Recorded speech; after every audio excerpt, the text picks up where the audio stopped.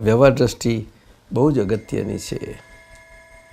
વ્યવહાર દ્રષ્ટિથી પોતાના જ વ્યવહારથી સમજવું એ જેવી તેવી વાત નથી. અને દાદાએ એટલા માટે આજ્ઞામાં મૂક્યા. અમે તો અમારું જે સમજીને બેઠા છીએ એને આખું કેવું જ્ઞાન સ્પર્શ કરીને પાછા આવ્યા આ કારના હિસાબે. જો અને તમને કેવું જ્ઞાનનું બીજ મૂક્યું અને દેખતા કર્યા છે તો દેખતા થશો એટલા તમે સમજતા થશો. બસ કેવી રીતે દેખશો તો કે વ્યવહાર દ્રષ્ટિથી હું છું તે. પણ વ્યવહાર હું છું તે મારે રહેવું છે.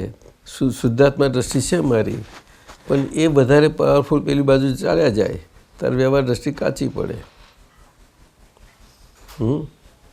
એકલી વ્યવહાર દ્રષ્ટિ કોઈનાથી રહી શકે એવી છે નહીં. રહેતોય કલ્યાણ કરી રાખે. આજે કેવું જ્ઞાન ખુલ્લું કરે પણ કોણ રાખી શકશે?